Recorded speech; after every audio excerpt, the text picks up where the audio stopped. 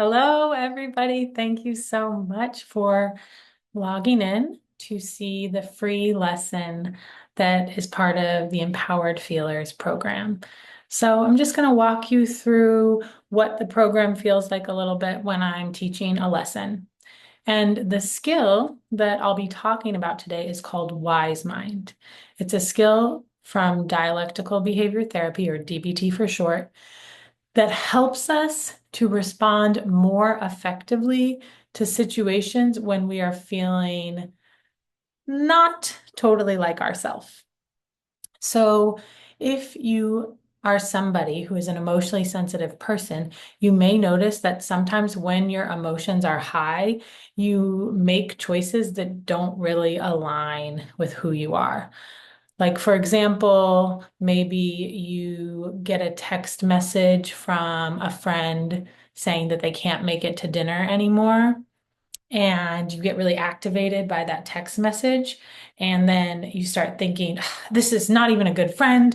What is wrong? What is wrong with her? How could she do this to me? And you maybe feel really angry at her, feeling really rejected. And then you wake up the next day and feels like it's not such a big deal. Or you're at work and you have this deadline and you're trying to meet the deadline, and it just feels like so important to get everything done. And maybe you're speaking to people in a tone you don't usually speak to them in, or you're overreacting in a situation where maybe you made a typo on an email.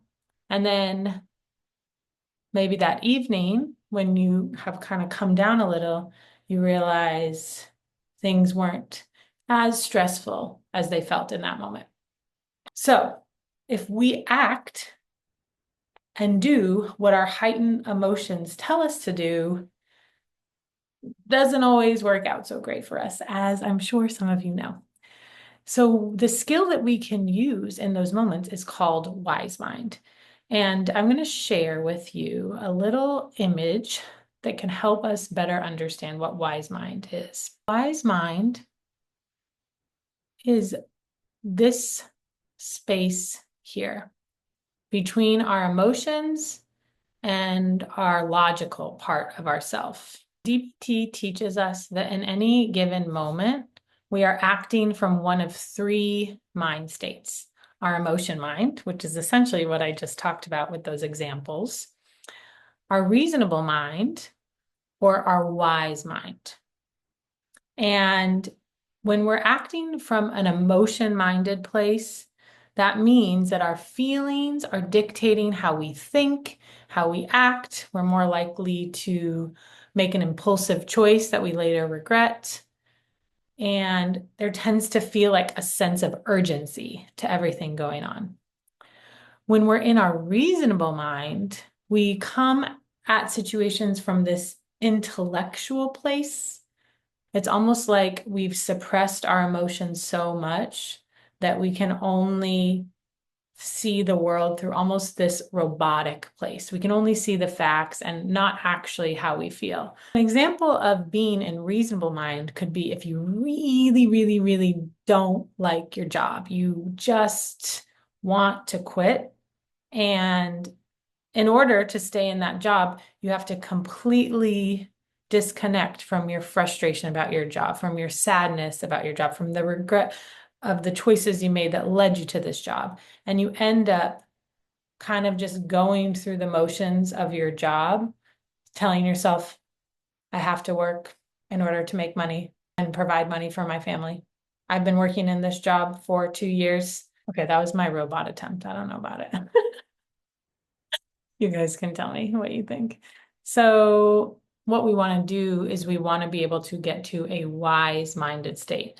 And wise mind is this part of us that's this inner knowing where we can balance the facts of the situation, the reality as it is, with our feelings about the situation. And when we can hold both the facts and our feelings, and we kind of check in with ourselves underneath it all, underneath the noise, we can access our wise mind, and it can help us to make effective choices.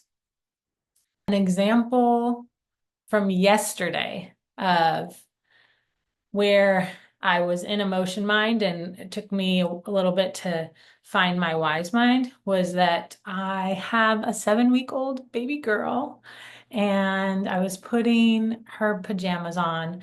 And as I was putting the pajamas on her hand, one of her fingers got kind of bent back and the other fingers were forward, so it was being stretched by the fabric. And she started crying so hard.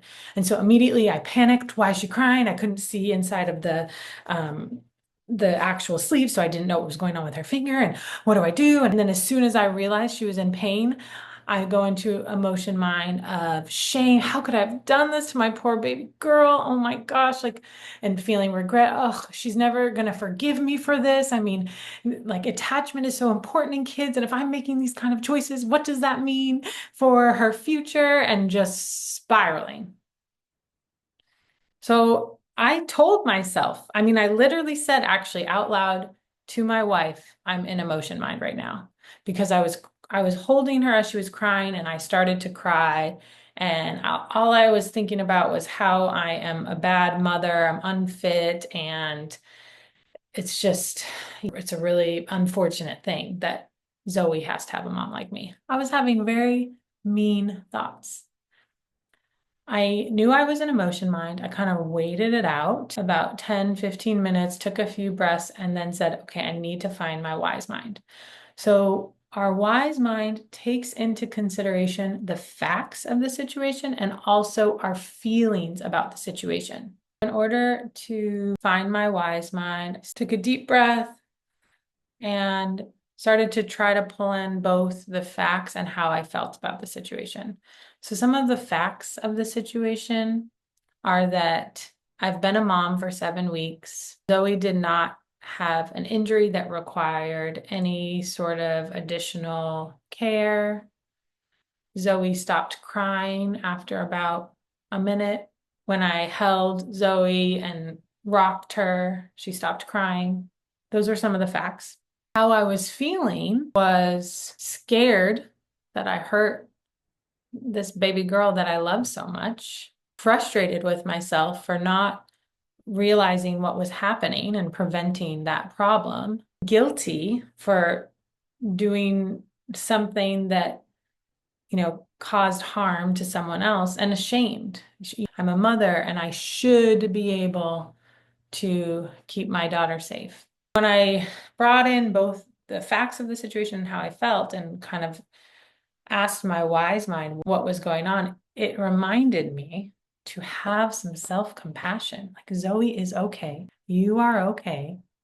You're doing the best you can. New parents make choices or do things to the best of their ability, and sometimes we're not perfect. And when I could access that wise mind, which was below the thoughts of, being a good enough mother, or if Zoe's going to hate me forever, but really just having compassion and knowing that I was doing the best that I could, and that there probably aren't really going to be any long-term consequences from her finger being bent back for a minute. And oftentimes when we get into our wise mind, we kind of laugh to ourselves because we think, oh yeah, maybe things weren't as wild as I thought they are. So in the program, what we would do is we would actually practice different scenarios that you've been in, where you've either been in emotion mind or reasonable mind, and figure out what the wise-minded response would be.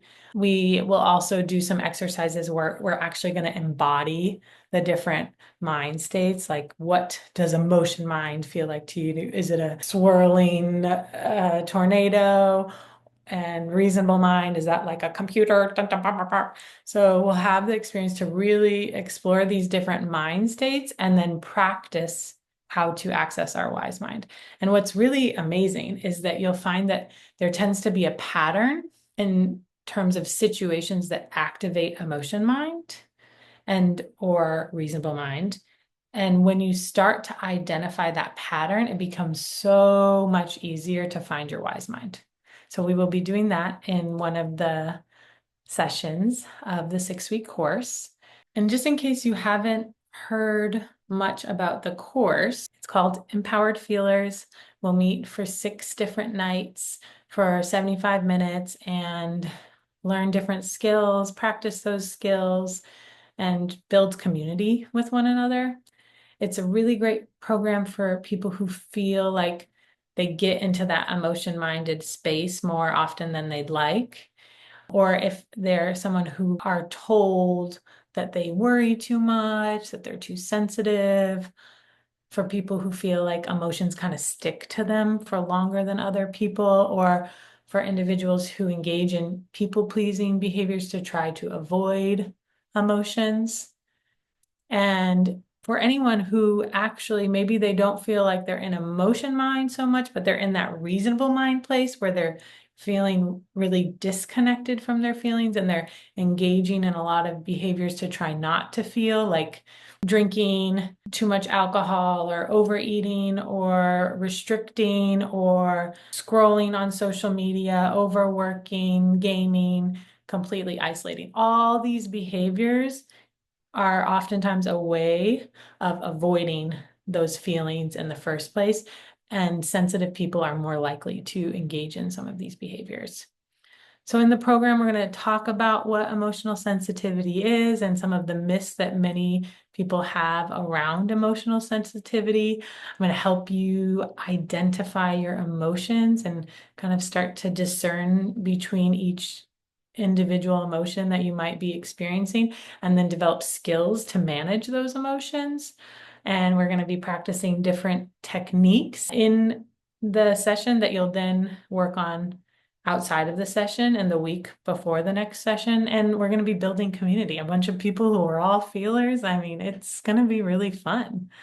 So if you are interested, it's going to be those 6 live weekly coaching calls with me.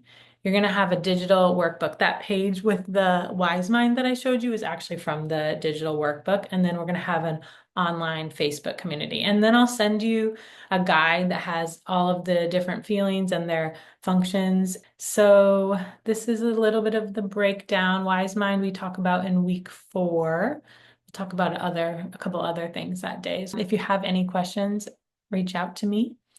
And I hope you have a wonderful day.